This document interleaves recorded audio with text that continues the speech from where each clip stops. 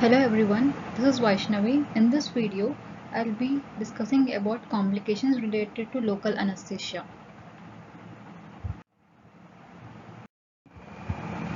Under the following headings, that is agent related complications, technique related complications, and complications encountered in a systemically involved patient. First, to know the complications that are possible due to local anesthetic agent, we need to know the composition of local anesthesia. This is the composition of local anesthesia that we commonly use in our dental practice, which contains 2% lignocaine hydrochloride as a local anesthetic agent and adrenaline that ranges from a ratio of 1:80,000 to 1:2 lakhs as a vasoconstrictor, and its functions are: it decreases the absorption of local anesthetic agent into blood, increases the depth and duration of action, and decreases the toxicity and decreases the bleeding.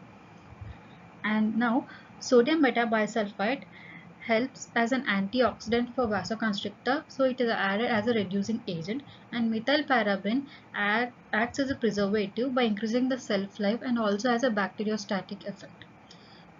Thymol is added as a fungicide, and sodium chloride helps to maintain the isotonicity of the solution and distilled water as a vehicle.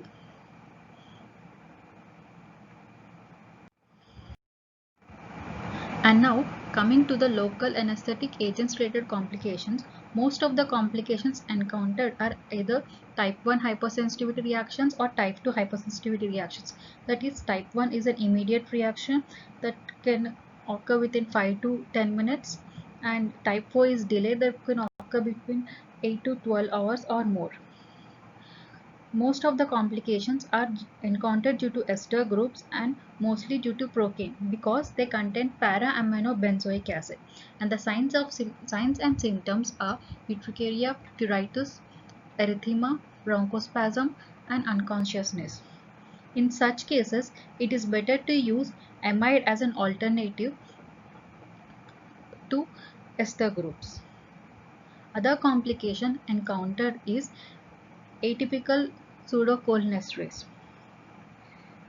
It is mostly due to ester groups. Succinylcholine is a short-acting muscle relaxant that is given in patients under general anesthesia. This succinylcholine is hydrolyzed by pseudocholinesterase in plasma, and it gives a state of apnea for 3 to 4 minutes. But in patients with atypical pseudocholinesterase, they lack the ability to hydrolyze the succinylcholine, and that results in a prolonged duration of apnea, as the esters are primarily hydrolyzed hydrolyzed in plasma. This prolonged apnea could result, and in such cases it is better to use amide group of local anesthetics as an alternative. Other condition is malignant hyperthermia. It is a disorder of genetic variant that occurs in response to particular medication among individuals that are susceptible. It is mostly seen with amide groups, and hence amide groups are an absolute contraindication in such patients. It results with the signs and symptoms of tachycardia, fever, tachypnea, unstable blood pressure, cyanosis, respiratory and metabolic acidosis, and muscle rigidity. Instead of amide groups, it is better to use nitrous oxide, bupivacaine, and diazepam. And when there is a condition of malignant hyperthermia, the drug of choice is dantrolene sodium.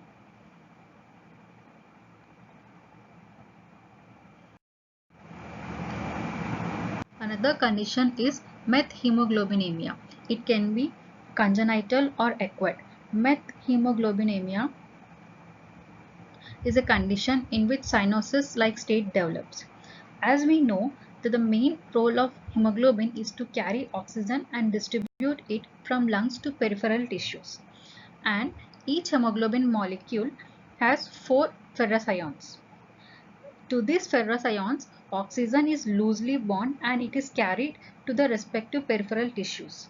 When this hemoglobin is exposed to certain oxidizing substances such as benzocaine and prilocaine, because prelocaine has a metabolite that is orthotoluidine that oxidizes ferrous to ferric, and hence this ferrous form is converted to ferric form, which is called methemoglobin, and this condition is called methemoglobinemia. And hence in this case the oxygen is firmly bound to the ferric ions and its distribution is disturbed, and it results in a cyanosis like state. This state achieves its peak at 3 to 4 hours and it persists for 12 to 14 hours. To develop cyanosis at least 15% of hemoglobin has to be present, and if this percent is increased more than 70%, it could lead to death. Other signs of methemoglobinemia are lethargy, respiratory distress, and skin is pale gray color. And to diagnose this condition, when a venous blood is drawn, it shows a chocolate brown color. And also, to know the oxygen saturation, the pulse oximetry can also be used. Instead of these drugs, it is better to use mepivacaine and lidocaine in patients who are susceptible to such conditions, such as patients with chronic kidney failure, low hemoglobin, sickle cell anemia, and pulmonary fibrosis. The definitive treatment for this condition is intravenous administration of 1% methylene blue of 1 to 2 milligrams per kg, and it has to be repeated every 4 hours. Because methylene blue acts as an electron acceptor when it is reduced by NADPH. Hence, it hastens the conversion of ferric to ferrous, and this condition will resolve soon. But this 1% methylene blue is contraindicated in patients with G6PD deficiency because they lack the ability to produce NADPH.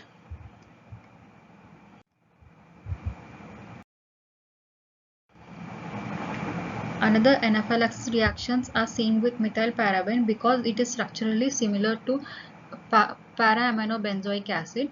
It results in skin rashes, dyspnea, nausea, vomiting, and hypotension. In such cases, it is better to use local anesthesia that are methylparaben free. In case of mild responses, diphenhydramine of 25 to 50 milligrams given orally or intramuscularly could resolve the situation, or 0.3 to 5 ml of 1:1000 epinephrine intramuscularly or subcutaneously can be administered. Another anaphylaxis reaction is seen with sodium metabisulfite, and it is contraindicated in patients who are allergic to sulfites, and signs and symptoms include rhinitis, rashes, and headache. As an alternative, local anesthesia without vasoconstrictor can be used, such as 3% mepivacaine or 4% prelocaine, or if vasoconstrictor is needed, flupiricin can be safely used in such conditions.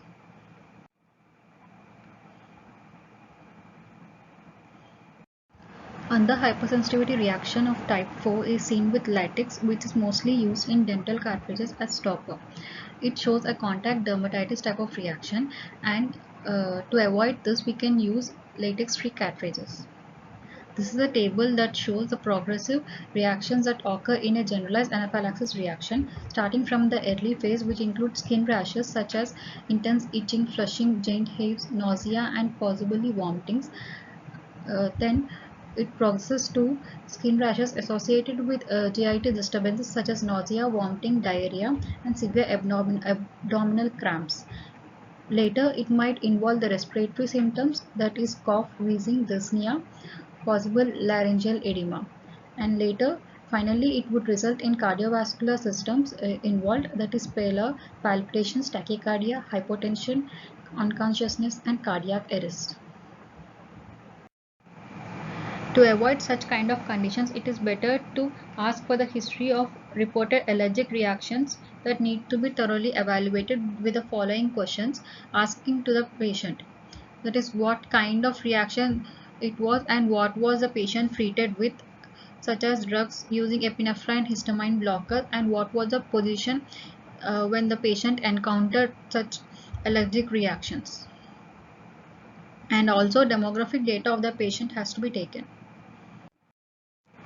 It is always better to use allergy testing procedures to know the hypersensitivity reactions of local anesthesia before administering it, and most commonly used procedure is skin prick test. In the skin prick test, it is performed by placing a drop of test solution on the forearm of the patient and a puncturing is made through the skin through the liquid. If this demonstrates a positive response, that means if there is a wheal or flare, and it should occur within 20 minutes. And if it shows a negative response, that should be followed with other techniques, that is intradermal and subcutaneous, that is by injecting the solution into the epidermis of the forearm, and it should again observe for 20 minutes. The gold standard technique for allergy testing is drug provocation challenge test. Drug provocation challenge test is administered for suspected allergen, ideally in the same way as it was given when the reaction occurred. And before performing this DPT test, it is better to analyze the risk-benefit ratio of the patient, and also the consent form of the patient has to be taken. And based on this, the reactions of immediate and non-immediate are being categorized, and appropriate treatment is to be done. Management of these allergic reactions could be as follows. In case of localized skin reactions such as erythema or edema or pruritus, it is better to monitor the patient without any intervention, and oral histamine such as Benadryl is to be given. In case of generalized skin reactions, oral histamine such again Benadryl or intramuscular antihistamine such as diphenhydramine 25 to 50 milligrams is administered. When there is a respiratory implication such as bronchial constriction or laryngeal edema, or patient experiences dyspnea, epinephrine intramuscularly or subcutaneously, and oxygen and maintenance airway, and also emergency medical services are to be activated. And also supplement therapy, which includes intramuscular administration of diphenhydramine of 50 milligrams and glucocorticoids. In case of anaphylactic shock, which occurs rarely, which involves skin reactions, bronchial constriction, edema, dyspnea, marked hypotension, and cardiovascular collapse, emergency medical services are to be activated, and epinephrine or intramuscularly or subcutaneously of 0.3 milligrams, oxygen, basic life support, and CPR are indicated. Now, the complications regarding the vasoconstrictor are: when the vasoconstrictor has an overdose, it leads to a sharp elevation in systolic blood pressure and also heart rate.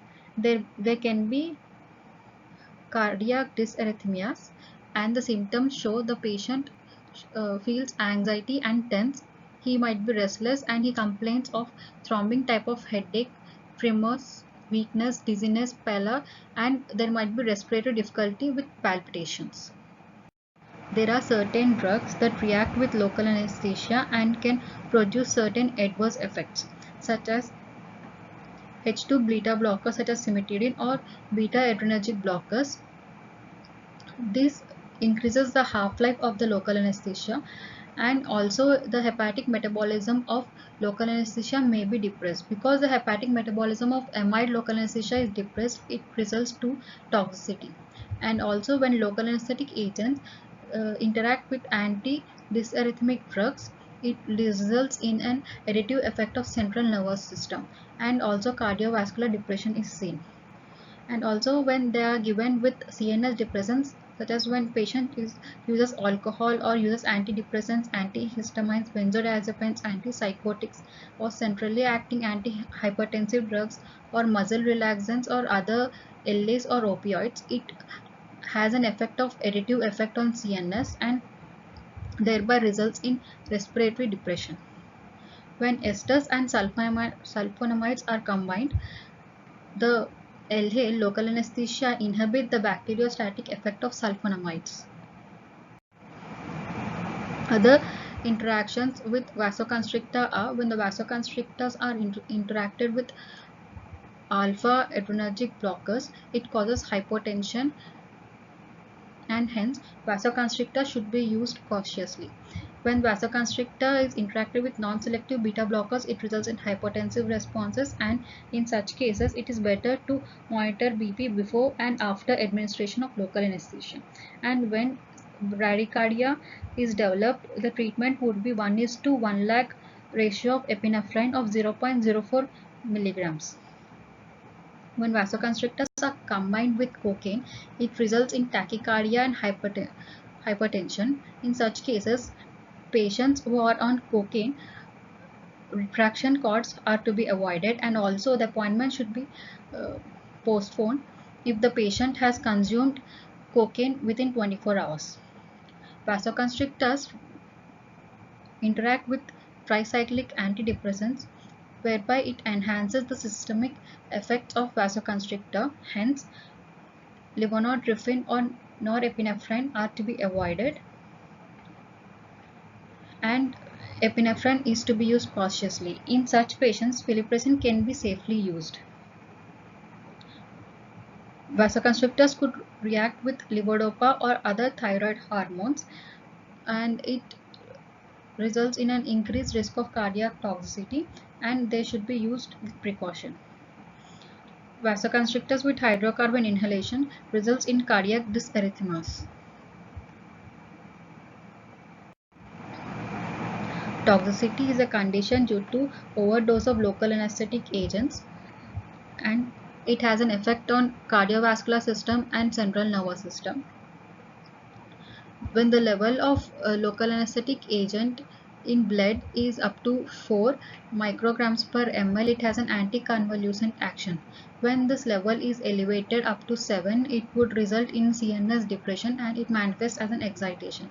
Even more elevation up to 10 could result as an tonic-clonic seizures, and if it is elevated more than 10, it results in a generalized CNS depression. Coming to the cardiovascular system, when the concentration of local anesthetic agent blood levels is up to 5, it acts as an anti-dysarrhythmic action, and if it is more than 10, it results in an ECG alteration, myocardial depression, and peripheral vasodilation. Even more elevation more than 10 could result in a massive peripheral vasodilation, intense myocardial depression, and cardiac arrest. To avoid toxicity or overdose of the local anesthesia, it is always better to have a proper calculation. Here I will be explaining with a regularly used local anesthetic agent, that is 2% lignocaine with an 1:2 lakh adrenaline ratio. Hence 2% lignocaine, which means 2000 milligrams, is present in 100 ml. That means in 1 ml of local anesthetic solution, it contains 20 mg of lignocaine, whereas 1:2 lakh adrenaline, which means 1000 milligrams in 2 lakh ml of LA. So 1 ml of LA solution contains 0.05 mg of adrenaline. Hence, let us make some of calculations, that is to know the maximum number of cartridges of 2% lignocaine that can be safely given in a patient without adrenaline. We should remember that the safe dose of local anesthesia without adrenaline is 300 milligrams. So, as 2% lignocaine of 1 ml contains 20 mg of lignocaine, on calculating this, we get a 15 ml of local anesthetic solution. So if we consider that one syringe contains 2 ml of local anesthesia, hence approximately 7 cartridges or 7 syringes can be safely administered in a patient without adrenaline. Now the other calculation is to know about the maximum number of cartridges of local anesthesia with 1:2 lakhs adrenaline can be given in a normal healthy patient. We need to remember that the safe dose of adrenaline in a healthy patient is 0.2 milligrams. So, in a 1:2 lakh means 1 ml of local anesthetic solution contains 0.005 mg of adrenaline. Therefore, on calculating this, we get 40 ml, which means 20 syringes or 20 cartridges approximately can be given, is the maximum number that can be given for a local anesthesia with 1:2 lakhs adrenaline in a normal healthy patient. Now let us know what is the maximum number of cartridges of local anesthesia with 1:2 lakh adrenaline in a cardiac patient can be given.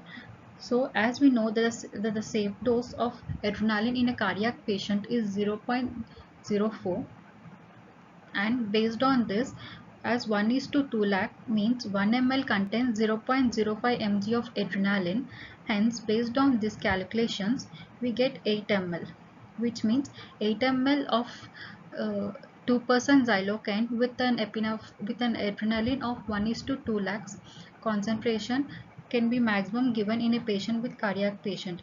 That means 4 cartridges of approximately. Based on the previous calculations,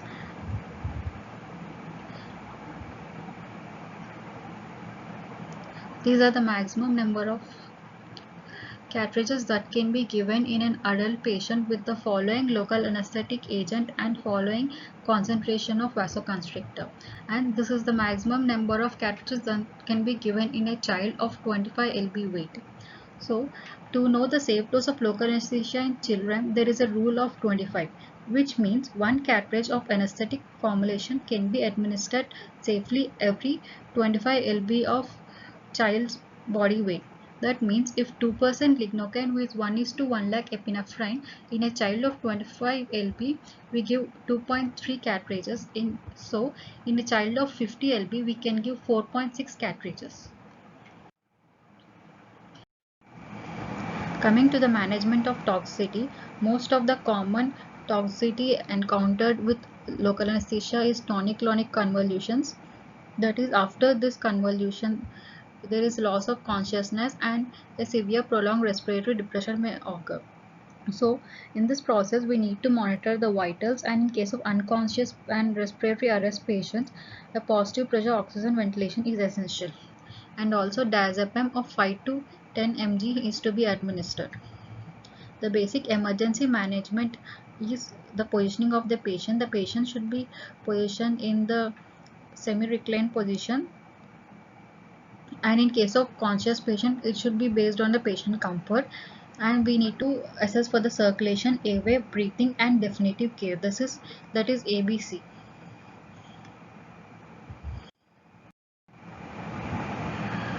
Coming to the technique related complications, it might be due to needle breakage, which is a rare complication due to sudden unexpected movement of the patient or due to short needle, and mostly breaks at the hub.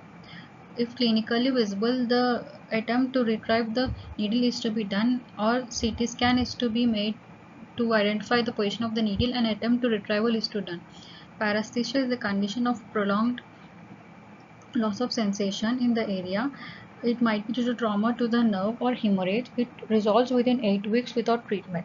Facial nerve paralysis is mainly due to infra-alveolar nerve block or infraorbital nerve block or maxillary canine infiltrations. When the infra-alveolar nerve block is given when the anesthesia is administered into deep lobes of parotid gland, this condition might develop. It results in loss of motor function, inability to close eyes, and drooping of lips on the affected site. We need to reassure the patient and wait until the actions of the drug resolve. The condition is trismus, which means spasm of the jaw. It might be due to trauma to the muscles or blood vessels in the infratemporal fossa, and hemorrhage due to multiple needle penetrations. It commonly occurs with posterior superior alveolar and inferior alveolar nerve blocks. Treatment includes heat therapy, warm saline and analgesics, and muscle relaxants with physiotherapy. Soft tissue injuries are self-inflicting injuries to children and older adults of more than 85 years and mentally and physically disabled patients. Management includes placing a cotton roll in the labial and buccal fold, and local anesthesia of appropriate time is to be used, and analgesics can be used as a treatment, and also short acting local anesthetic agents should be used. Hematoma is the effusion of blood into the extravascular spaces. It is mostly seen due to posterior superior alveolar nerve block and inferior alveolar nerve block. Nerve blocks are contraindicated in hemophilic patients because there is an increased chance of hematoma, This hematoma subsides usually within 7 to 14 days, and there should be a direct pressure application on bleeding, and apply ice immediately, and heat application should be done next day. Heat application should not be done immediately because it results in vasodilation and it might result in spread of the hematoma. And nerve blocks are only given in hemophilic patients only after the administration of factor VIII replacement. Short needles and large case needles should be used. Pain on injection is due to careless and rapid deposition of anesthesia. The management includes a topical anesthesia, and a short needle would decrease the pain on injection. Burning of injection can be due to contamination of the needle or local anesthetic solution. Addition of vasoconstrictor results in the decrease of pH of the solution to 3.5. So this can be managed by buffering the local anesthetic agent to a pH of 7.4 before injecting, and the anesthetic solution should be injected at an ideal rate of 1 ml per minute, and the recommended rate is 1.8 ml over 1 minute. Infection may be due to contamination of the needle or improper tissue penetration.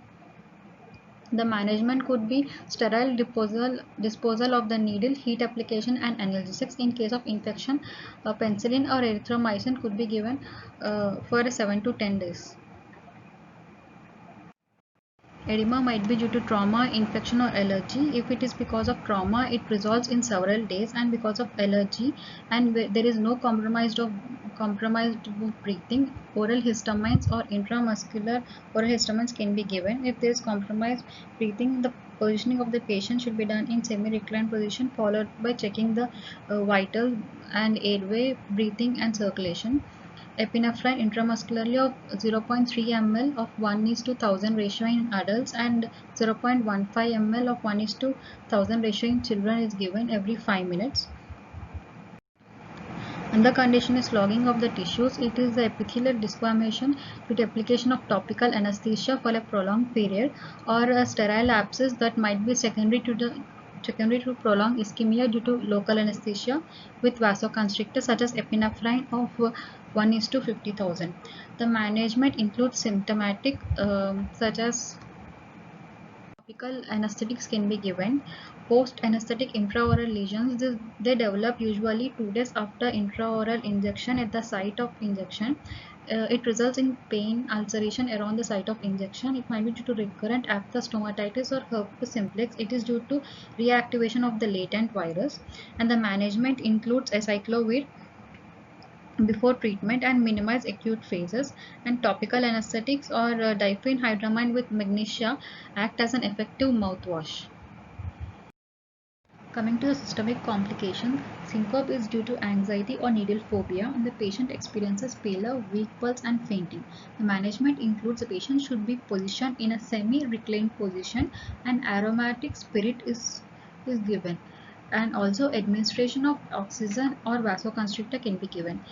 In case of adrenal insufficiency, there is an elevated risk in patients with long-term steroids. It is mostly due to stress during the dental procedures. It can be managed by administration of oxygen of 5 to 10 ml per minute, and when there is a chronic adrenal insufficiency, 100 to 200 milligrams of hydrocortisone sodium succinate or dexamethasone of 4 to 12 milligrams could help. In case of hypertensive patients, it is always better to monitor blood pressure before and after the treatment. If the systolic blood pressure is more than 180 mm of Hg and diastolic is more than 110 mm of Hg, the treatment should be contraindicated, and vasoconstrictors should be used cautiously. If epinephrine is used in 1:1 lakh ratio, it should be used in 4 ml of local anesthetic solution, and if it is used in case of 1:2 lakh, it should be 8 ml of local anesthetic solution. Coming to the diabetic patients, epinephrine has an antagonist effect on insulin. Only in insulin dependent diabetic with poorly controlled blood glucose levels, the use of epinephrine as vasoconstrictor should be reduced. It is better to use short-acting plain local anesthetic agents such as mepivacaine.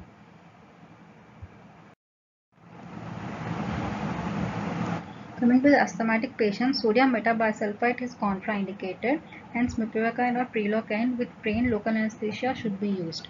Bronchodilators like albuterol can be given. Oxygen via face mask with 5 to 6 liters per minute or epinephrine of 0.3 mg in adults and 0.15 mg in children is administered intramuscularly every 5-10 minutes till recovery. In hyperthyroid patients, increase in heart rate and blood pressure are observed in such patients. So, vasoconstrictors stimulate the cardiovascular and precipitate cardiac dysarrhythmias, tachycardia, and thyroid storm. Hence, it is better to use 3% mepivacaine without vasoconstrictor, as it has the least vasodilating effect. Also, varenicline can safely used. In particular, local anesthesia doesn't have any complication with hypothyroidism, but caution should be exercised while prescribing CNS depressants, opioids, sedatives, and hypnotics because it increases the sensitivity to CNS depressants. In case of pregnancy and postpartum patients, treatment should be avoided in first and last third trimester of the pregnancy. Lidocaine is identified to be safe in pregnancy and postpartum with an epinephrine of 1:1 lakh ratio. Esters should be avoided. There is a state of hypercoagulability after 2 to 3 weeks of postpartum. Hence, in such cases, epinephrine should be avoided. Varenicline is not used in pregnancy due to its antidiuretic and oxytocic activity. So, these are the complications that might be encountered with local anesthesia. I hope this video would be helpful and thank you.